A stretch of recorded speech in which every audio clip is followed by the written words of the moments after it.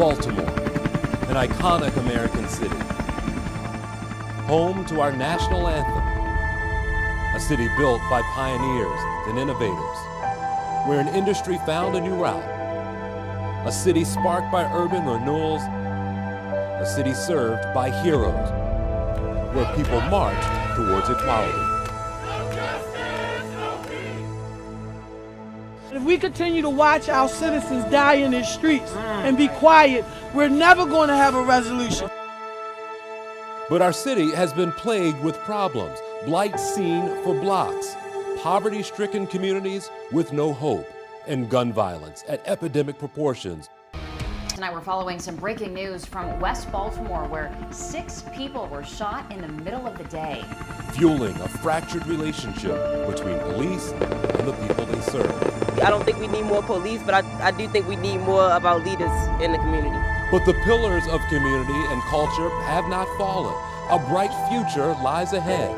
Lawmakers, activists, forging change with bold ideas. I want them to get together, sit down at a round table, and see what we can do to make a difference. Our city is still a city with promise.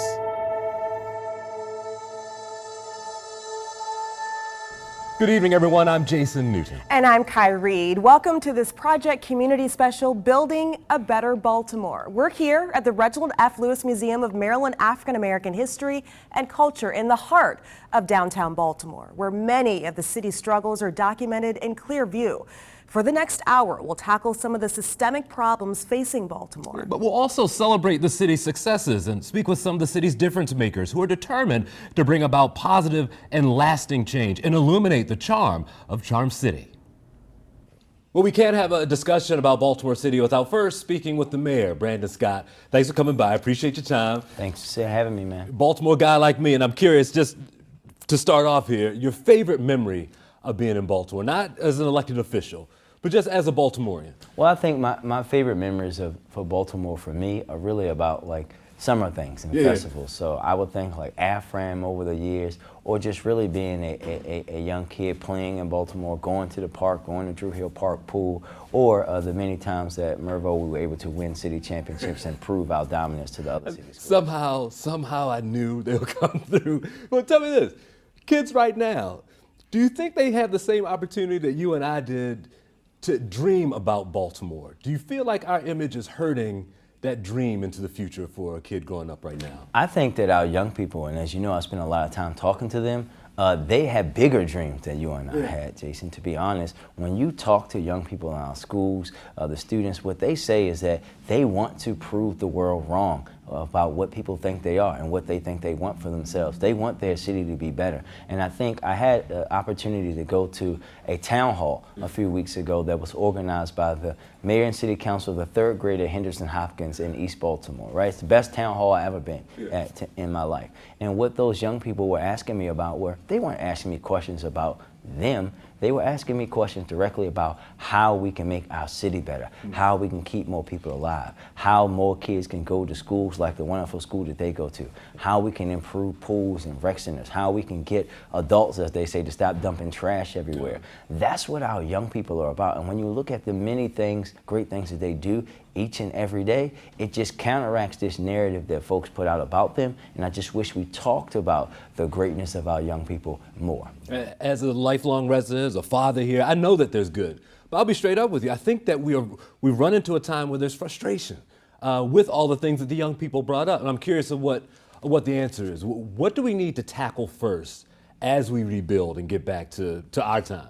Well, I think for me, Jason, it's not rebuilding, getting back to our time, right? Because I think for me, when I look at it, I have to understand that Baltimore has been the way it is the entirety of my life. And what we have to understand is if we continue to operate the same way that we did that whole time, we're going to get the same results. If we go back to things that we tried, right, that made people feel good, for example, when I was younger and you were at college, right, I could just be outside and the police could just sit me down on the curb in handcuffs, just because I was outside. And that didn't make Baltimore safer. In fact, when you think about where we are today, that part in part played to where we are as a city, because we had people's lives ruined over open containers or loitering or just breathing while black, and now they can't provide for their families. What we have to do, and what I am charging city government to do under my leadership, is build a new city and city government from the ground up. You cannot take Baltimore to a sturdy, the best version of itself, if you're building that on a foundation that is cracked, that is rotten, that is written with racism, that is written with policies that do not believe all Baltimore deserve the same treatment. So that's what we're doing, and that's a multifaceted approach. That's why we're doing things like reworking the entire procurement system. That's why we brought in the superstar team that we have of deputy mayors and agency directors, like our new DPW director, Jason Mitchell, who's coming from a city, Oakland, that went through similar challenges. We're able to deal with illegal dumping, to get the trash and things picked up on time, to make sure that folks are recycling. Those things are systematic. And then when you talk about dealing with the disease known as gun violence, it has to be a now and the future approach, not a either or. So many, we hear from pundits and other folks who say, like, well, why don't we just go back to locking people up for every little petty crime? Well, why would we do that when we know that didn't work in the first place, right? When you look at the years where Baltimore had our lowest amounts of homicides, we weren't out there arresting people for every little thing, right? If you compare 2011, where we had 197 homicides, to 2003, when we had 278, there were significantly less arrests in 2011. Because in Baltimore, when you're talking about a violence, it's never been about how many, but who. And that's why I've charged our police department and my mayor's office of neighborhood safety engagement in developing a group violence reduction strategy, which we're going to finally kick off and do the right way in Baltimore after failing to do it twice, where we're going to focus on those most violent groups, bringing resources to bear for individuals in the groups who want to change their lives. We have to evolve in Baltimore. We've really been thinking for many years that when you're talking about public safety, that it falls solely on the shoulders of BPD, the police commissioner, and the mayor. Well, when you think about, when you pull back that veil a little bit, you can understand that actually I'm in control of one agency, the police department. The jails are ran by the state. The courts obviously are handled either between the state's attorney, the judges, and the governor's office. Parole and probation is handled by the state. All of those things have to work together. And it's going to be important. And what we're going to do is have our Criminal Justice Coordinating Council be an accountability mechanism through like the lens of a city stat, so to speak, so that when we see individuals who should not be on the streets of Baltimore, we can go back and fix and say, what happened? Why is it that this person who was on parole and probation or on home monitoring or who was arrested with a gun that he wasn't supposed to have, released 2 days later on the street only to be shot or shoot someone? That's the tough work that we have to do. But this is all rooted in patience. And so I think you're looking for residents to say, we're going to give it a shot. But what do you say to, Ms. Jones in the corner says, I've had it, I need you to change it today? What are things that a community organization in Howard Park or in Park Heights or wherever, what can they do today to be a partner with you so that the headline that I read tomorrow won't be the ones I read today? Yeah, and listen, no one's more impatient than me. And when folks see how I interact with my agency here, this is why I now make them walk around with me at 9 o'clock on night on Friday, something as you know that I'm accustomed to doing, so they can see what my residents see, so they can understand and feel the pressure that this isn't the administrations of the past, that I want to see not just building for the future, but there are things that they can do now. We're always wanting to partner. This is why we're doing things, for example, we're down in Brooklyn and Curtis Bay working with that community through one of our community policing pilots because they have been impacted by violence. We want to work with communities every day. We need people to give us information. We can't do this alone. It's impossible. We need that partnership, and we're looking to partner with neighbors, but I will also be looking to hold people accountable for the jobs that they get paid to do. One thing we will have to do, and this is part of COVID, I mean, it drove some business away. Our convention center gone empty. Guys like Al Hutchinson working to get the attractions and get people back. How do we end up making Baltimore attractive? How do we tell folks, listen, we're open for business. Don't, sure, listen to headlines, but we're here to bring your organizations in. Yeah, I think that I was talking with Al and the Visit Baltimore board earlier today, and it's really about understanding that we can show folks that, and when people want to come here, we're going to be having the CIAA basketball tournament, something I know you've been through in your lifetime and know how big of a deal that is. we can show folks that now Baltimore has leadership that is never going to shy away from the issues that we have, but doing something that we really haven't had in Baltimore since Mayor Schaefer embarrassed himself jumping in the water. We're going to have a mayor who will pound his chest and say, Baltimore is great. We have all these things going on. We want people to come here. We're going to make sure that we're handling our issues, but we're going to tell our own story, and we're going to stop allowing TV stations, cable networks, other folks dictate our story. We're going to tell folks each and every day that Baltimore is a city they should come to. We know people love coming to Baltimore. I hear from folks all the time, but we have to tell that story in a way that showcases the best of Baltimore and puts us in a position where people can recognize our greatness. After the break, Maryland State Senator Cory McCray will join Jason and the mayor to talk about the groundbreaking legislation on policing passed this year during the General Assembly. But first, building a better Baltimore through the city's Children's Cabinet. It's an initiative bringing together city and state resources along with external partners to increase investment in Baltimore's youth.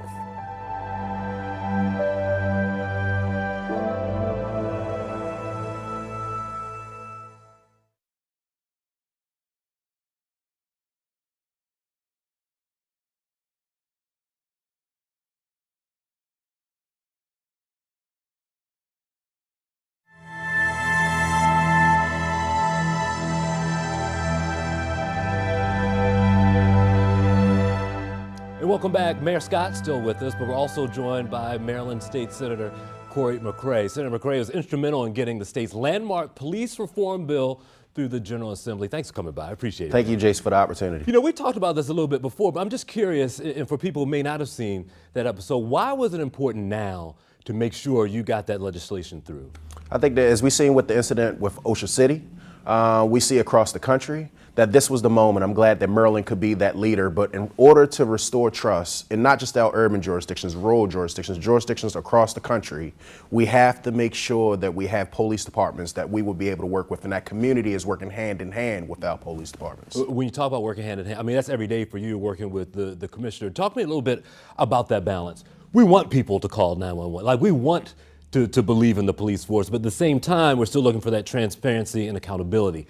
How do you balance the scales as you talk to citizens? Well, it's one and the same. We cannot and we will not have a safer Baltimore and have a police department that has the relationship that it needs with the residents of Baltimore if we do not totally reform it. For us here in Baltimore, we're very grateful to the Senator and everyone in the General Assembly for pushing the state along. We know that we've been a leader here through our consent decree and many of the reforms that folks even talk about at the national level. I can't count the times as colleagues that I have across the country have talked to us about how we did it. We need that, but this is also why we need these policies in place so that everyone in the state is in line and so that no folks can understand that this is not about getting rid of great officers who work each and every day. But when people go over the line, where people don't treat people with dignity and respect, where people misuse that power that they have, there has to be levels of accountability and systems of transparency there.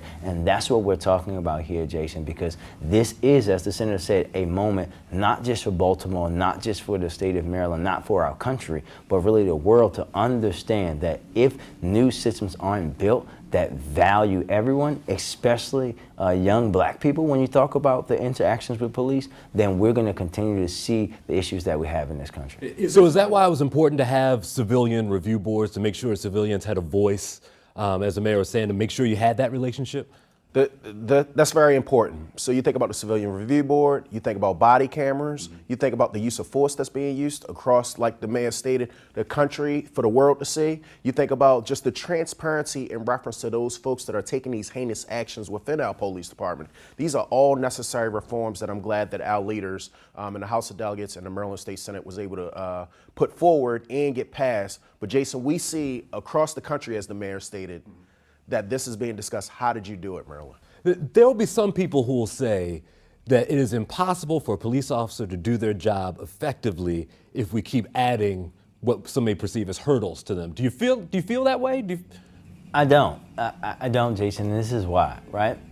We're not talking about not allowing our police officers to be able to go out and get illegal guns off people and stop people from robbing people. But what we are talking about is making sure that we don't go through things like we did with the Gun Trace Task Force and others. Again, we don't have people dying in police custody here in Baltimore and across the state of Maryland. That's what we're talking about. We will support our police officers through reform to make sure that they can do their job in a constitutional way. We will stand by folks who do things the right way, but this is about holding people accountable who do the wrong thing, but also being more transparent. You think this will change some perception in communities? I know for some folks, there's a refusal to call 911. Maybe they just don't, and it's the trust element. Will that trickle down to them, do you feel? I think that it's important to recognize that this does not work without the community. Okay. So without the community having that level of trust, that at one point in time was there. I believe, Jason, as we were coming up, you had Officer Friendly, you had engaged in the schools, you had PAL centers, you had a certain level of engagement because you knew that police officers were your family members, they were your friends, they were your neighbors from that standpoint. And we need to get back to that crux because that hasn't changed that much. But you're absolutely right. In order to get where we need to be, the community is a part of this equation, and we need to make sure that we're taking bad guys off the street, but the community is helping us do just that. And Jason, I would just add into that too, that we have to understand also that this is about work, that Speaker Jones, right, a black woman who have seen this happen for much of her lifetime, and what the senator did and Senate President did here. This is about having the courage to do work that is necessary to do now that you are not going to see the full benefits of. Because when you talk about this big systems change, cultural change in work, we're not going to be elected when that day comes where everyone feels like we've got to that point. But you have to have a starting point. And like we talked about earlier, the person who's putting those foundational building blocks is just as important as the person who puts the nice fancy thing at the top of the building. And this is work that has to be done, but it will not happen overnight because we're talking about issues that existed longer than the three of us have been alive. Sure. Mayor, Senator, thank you for the time. Appreciate it. Jason. Thank you. Certainly. Straight ahead, building a better Baltimore through civic engagement. 4 key players and their push to get the community involved.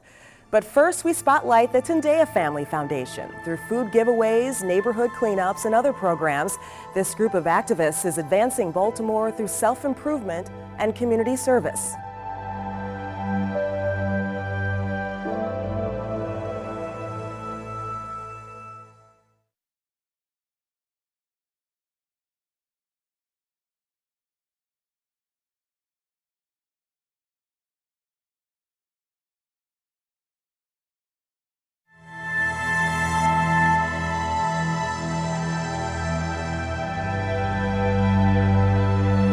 Meet Nicole Hansen-Mundell, the executive director of Out for Justice. The organization focuses on engaging, educating, and empowering those with criminal records to re-enter into society.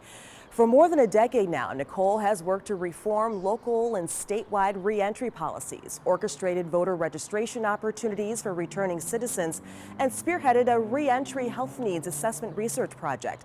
She says her passion for re-entry work comes from her own life experience. And Nicole is here with us tonight. She's joined by Ryan Turner, Executive Director of Community Law in Action, which works with Baltimore youth to lead effective, positive change for their schools and neighborhoods. Darren Rogers, founder of I Am Mentality, and Alfonso Mayo, founder of Mentoring Mentors, both lead youth mentorship programs in Baltimore City. Thank you to all of you for being here with us. We so appreciate it. Nicole, I want to start with you. You have made reentry your life's work. Why was that so important to you? Reentry is not only important to me, but ensuring that we have adequate policies that support that is important to me, right? Ensuring that there are laws and policies that impacts individuals with criminal records. Life is something that has been important to me since my engagement with the criminal legal system, right? I am a formerly incarcerated woman, and because of the ways in which I had engaged with the criminal legal system, it really opened my eyes to the gross, unjust ways in which the system continuously cycles individuals through our prisons and jails. It is alarming at the ways in which the systems, social service system, CPS system, child support system, all of these systems have laws and policies that do not consider specifically brown and black women, right? And how we have to manage children, jobs, not just jobs, but careers, the stigma for black and brown women and girls cycling in and out of the criminal legal system is a stigma that you constantly have to answer to, right? And so it was important for me that I used my policy expertise coupled with my direct experience to come out and to do my very best every day to ensure that individuals, both men and women, have a fair opportunity to rebuild their lives and then help to rebuild someone else's life. Wow. Well, Ryan, tell me about your organization, Community Law in Action, and what all you are doing to build a better Baltimore. That's the discussion we're having today, is how are we making Baltimore better? Yeah, thank you for that question. Community Law in Action really works to center the voices of young people, really putting them at the helm of making decisions for themselves and for their communities. At this moment, we have developed a program that pipelines young people who have been involved with the juvenile justice system, and we were just talking about systems just a second ago, by providing young folks really an opportunity to have safe passage into young adulthood. And with that, what's really important to us is that they're connected to very real opportunities. So while we are centering their voices, while we are amplifying their voices and allowing them to be, or giving space for them rather, to be advocates within their communities, we want to connect them to college and career opportunities. And so we take this approach in really lifting up young folks by providing them safe passage into young adulthood, by providing them college and career opportunities, as well as centering their voices and allowing them to really have their voices in the spaces, changing the policies, that Nicole was just talking about. Yeah, yeah. Well, Darren and Mayo, you both focus on mentoring. Were you young men who had mentors yourself, and has that shaped how you've decided to run your programs and just how important you think it is that young men have mentors? Yes, so I believe that I'm offering something that I didn't necessarily have. So what I Am Mentality seeks to do is to increase the capacity of young men to be able to manage leadership roles through teaching classes on leadership skills, conflict resolution, anger management, financial literacy, health and wellness, professionalism, and beginners public speaking. So our goal is to, sharpen the tools of young men to become more visible. We don't think that the average everyday young person that's walking up and down the street or it's, walking back and forth through school has the opportunities to be able to sit in the seats that we're sitting in. So we see ourselves as lucky, but at the same time, I believe that each and every one of us had some strategic help or strategic mentors, but I wouldn't say that I had the tutelage and the tools I needed to effectively and efficiently walk into the space that I operate in today. Mayo, did you have a mentor growing up? Yeah, I would have to agree with Darren. I didn't have this.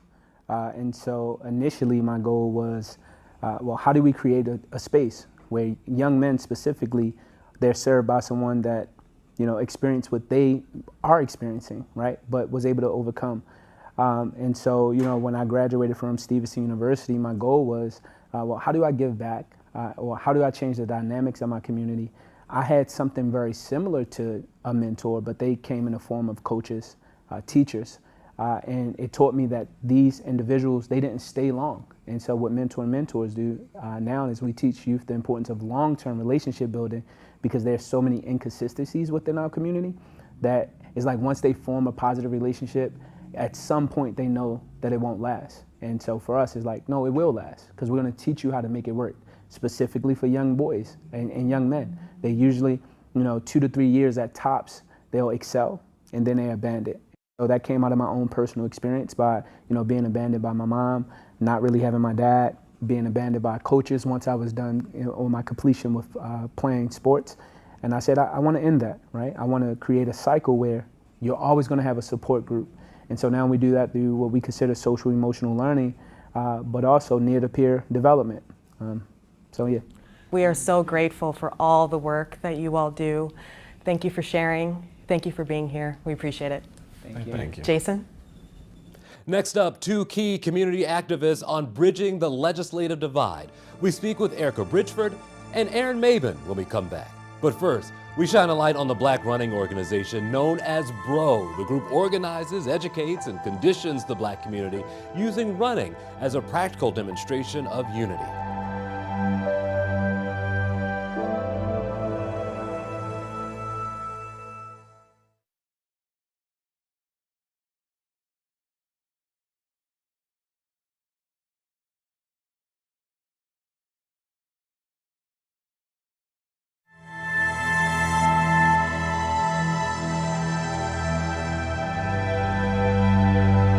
In my hood, not on my block. Enough is enough. The shooting gotta stop. Tonight, we continue to showcase the community leaders doing the work to build a better Baltimore. That includes Safe Streets Baltimore. It's a community response team focused on crime prevention. The organization launched a citywide campaign to make 2021 the safest summer in Baltimore history. The death of George Floyd last year brought about sustained calls for racial equality. Floyd's death also sparked conversations about how local authorities should respond to emergencies in their own community. Joining us now is Baltimore Ceasefire co-founder Erica Bridgeford and author and art activist Aaron Maben. Both helped to draft the Community-Based Emergency Response Act, just reintroduced by Congress on June 14th. That bill will help provide for the dispatch of professionals trained in mental and behavioral health, crisis response, and mediation instead of law enforcement. And Maryland U.S. Senator Chris Van Hollen co-sponsored that bill. Thank you both for coming by. Good to see you. Thank you. I want to build the perfect activist before we get to that bill, because I think it's your activism that got us to this point. If you had to put the recipe together to what got you to this point, what makes a good activist? So for me, I come from a legacy of activism. My dad was a Black Panther. I'm named after a Panther. My middle name is Angela, after Angela Davis. So my entire life, I was surrounded by people who talked to me about my responsibility in the world. That if there's something right in your environment that you think is wrong, you can't just complain about it and say what they should do. You have to remember that you are they. And so what can you give? What can you do? And people really being supported and understanding how important their voice is, and given the tools to then move forward with implementing, not just this is what I think needs to be done, but how do I really work together collaboratively with other people to inspire and motivate them for us to get that work done. Why is that essential to rebuild in Baltimore? I mean, because it seems like it's the perfect fit. When I watch the work that you do, whether it's creating this new building that you're doing now or doing your art activism, why does the city need that? I think the city needs it because I think the one thing that we have evidence of over history and time is that nobody's coming to save us. You know what I mean? So people can talk about the issues in this city all day. They can talk about the disparities. They can talk about the lack of funding, the lack of resources, the lack of relationship building. But a lot of times when I throw a question back at them, well, what are you doing to change that? All of a sudden they have a lot less to say. And I think that that kind of is emblematic of what the problem is. At the end of the day, you have a lot of people that are weighing in, but not a lot of people that are willing to roll up their sleeves and get their hands dirty. And when it comes to our city, you know, the changes that we want to see take place around us are our responsibility. You know, it's not just our responsibility to elect people to, you know, do what's best and think that that's the end of the job.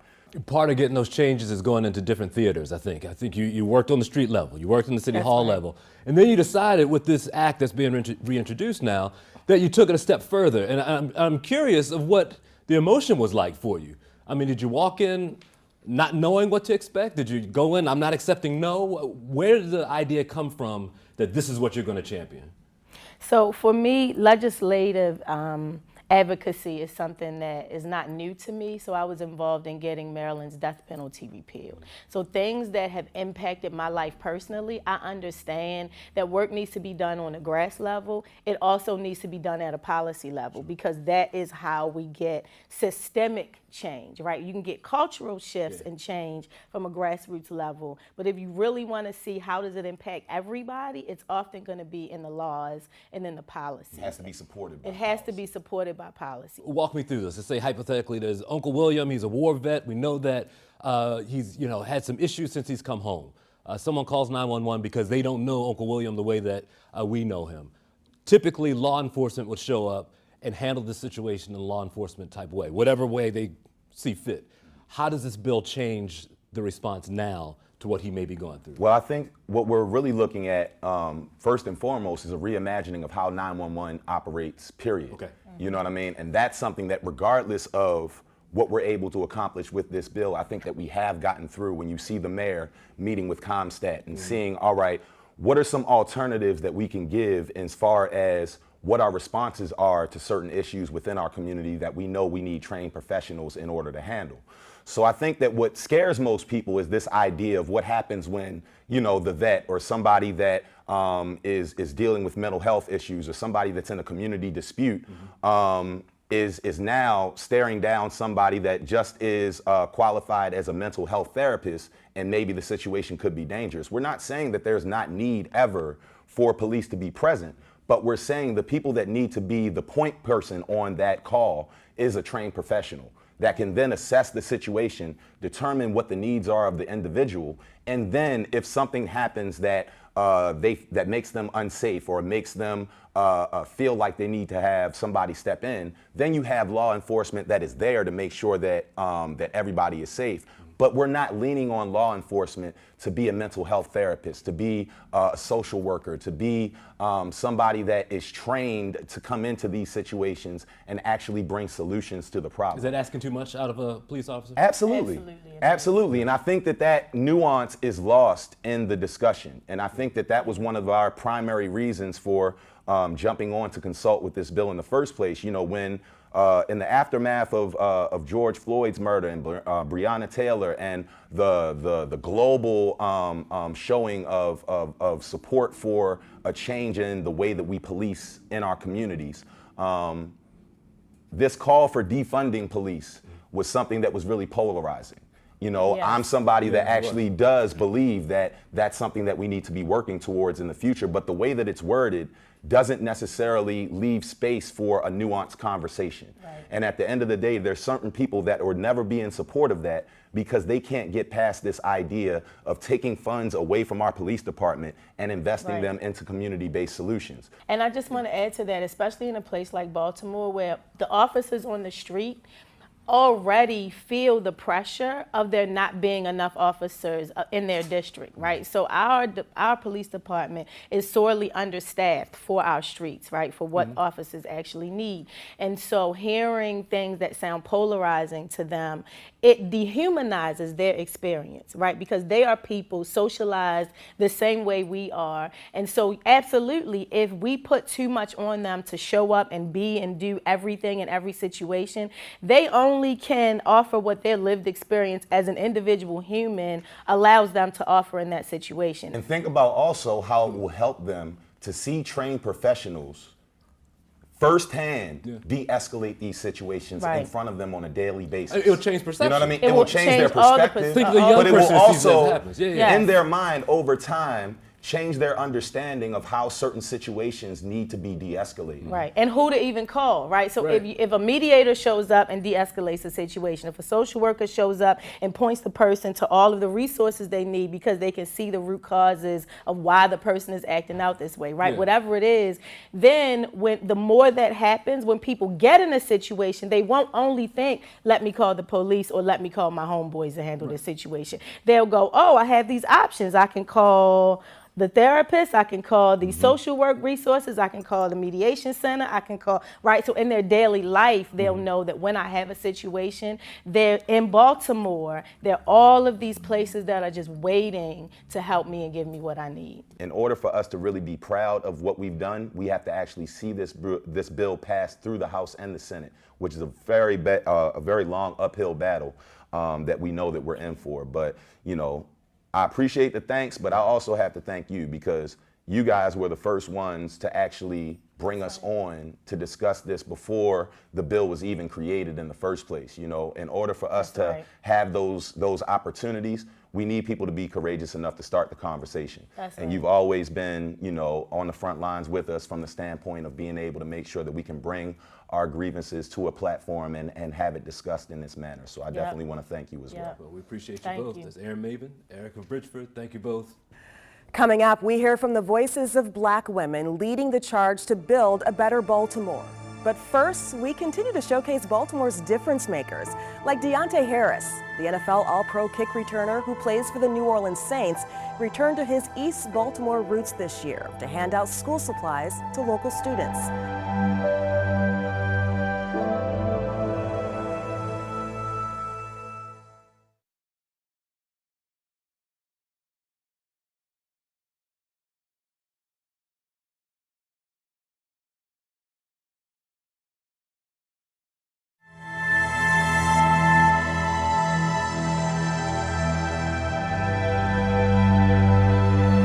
So that building over there is the Health Hall. Brittany Young's love for science, technology, engineering, and math started in high school at Baltimore Polytechnic Institute. I had a teacher, my first Black teacher, who believed in me, and I was like an evil genius mad scientist. So I made explosions, I made things blow up. Years later, her frustration after the Freddie Gray uprising in 2015 and childhood memories of watching dirt bike riders in Druid Hill Park sparked an idea.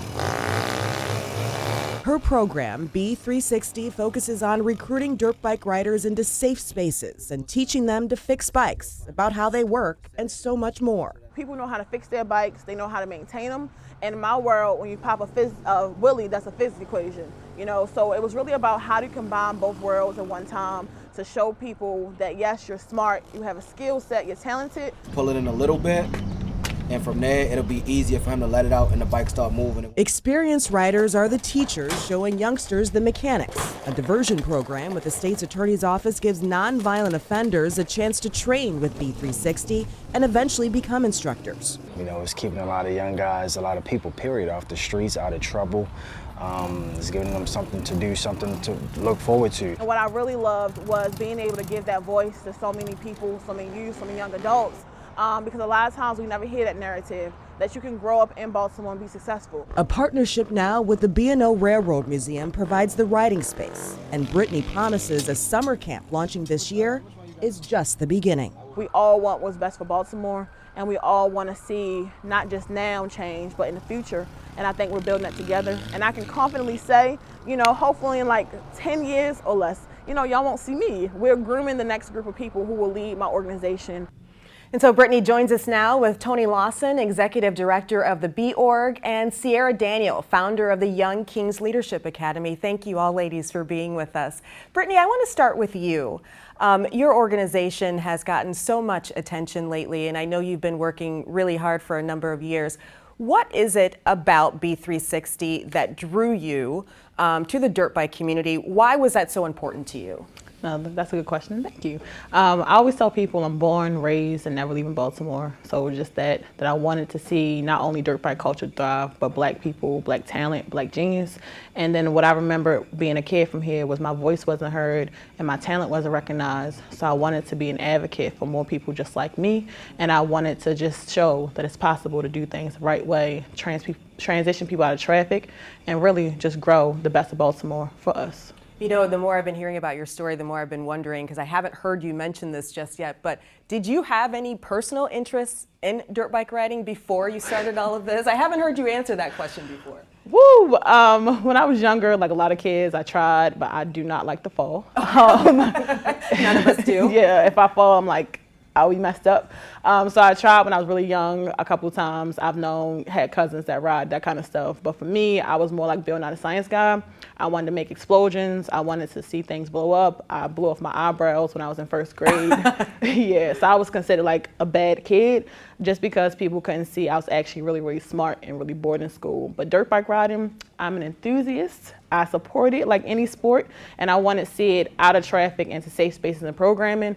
But Brittany is not a rider. Rider, all right. Yeah. Tony, tell me about the B.Org and what it's all about and what drew you to the idea of starting this organization? Yeah, so the Be Org is all about helping the youth really realize their God-given talent and surrounding them with love and giving them the support that they need to thrive in this world. And so what really started me on this path to, founding the organization is I tell a story of a young lady who wanted to be an actress, and she ultimately said that nobody in Baltimore ever makes it. And my heart was broken. My heart was broken for her because she felt so defeated just by the circumstances of her environment and, just being in a hard city. So that is really what gave me the drive to start the organization. Do you feel like a lot of the young people, especially that you work with, have that same story? Do they make those same comments to you? Some do, yes. And what I think is like they have trouble with seeing beyond their their neighborhoods and their communities and the violence and, all of the hard things in their area. They have trouble seeing beyond that to what success really could look like for them. So that's what we really focus on. We focus on building up those social skills, a lot of social and emotional learning, STEM enrichment, because I, just like Brittany, love science. We both have a STEM background, and just making sure that our students are prepared for college and careers and, the world beyond. That STEM background, I guess, was ignited partly when your eyebrows were ignited. That's why you're like, oh. Yes. Sierra, tell me about, as a young woman, and a lot of your program focuses on young men. Tell me about what went into that decision for you to choose to mentor young men, mostly young men. Yes.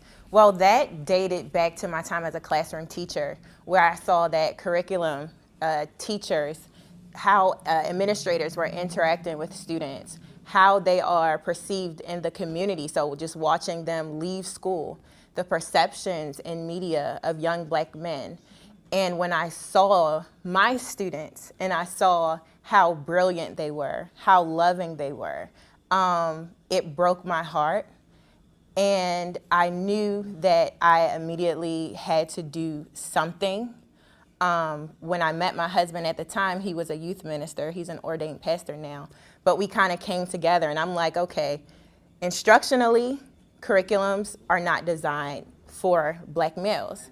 And he kind of, addressed it from this spiritual lens in which there was a huge need. And honestly, for us to be in Baltimore and to have some sense of sanity, it was needed for us to create this organization.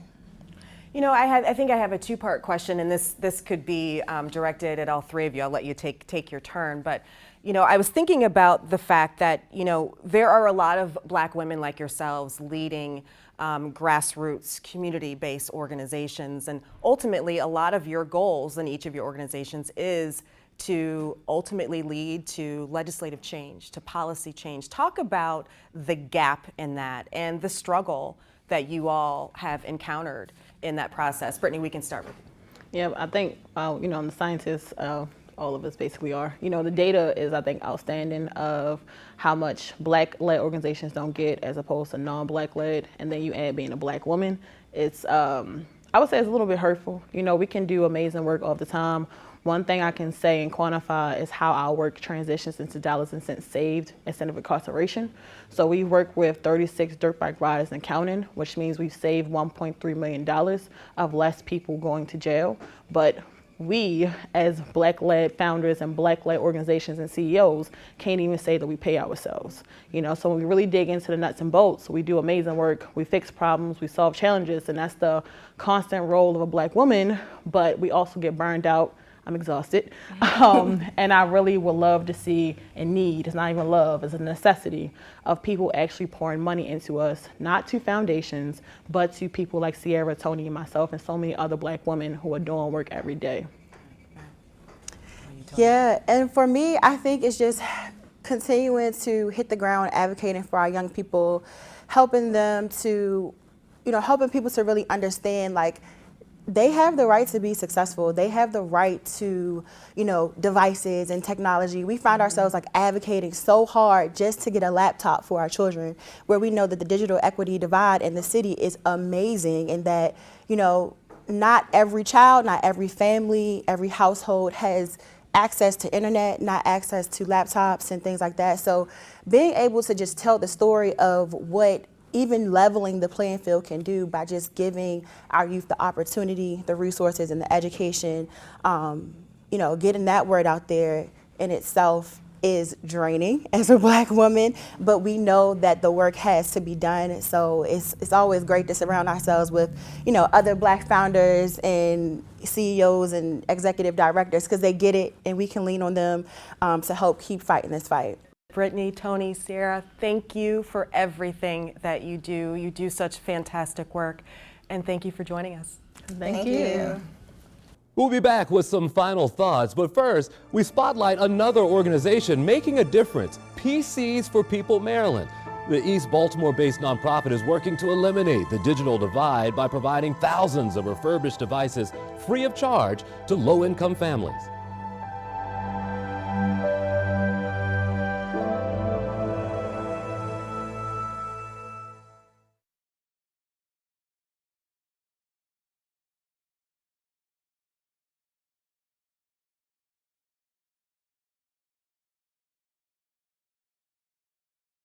Well, over the past hour, we hope you've been enlightened by some of the difference makers and initiatives in place to build a better Baltimore. We also hope you're inspired to do your part to bring about positive change in our city. We want to thank everyone who participated in this Project Community Special. We also want to express our appreciation to the Reginald F. Lewis Museum for hosting us. And we thank you for watching. Good night.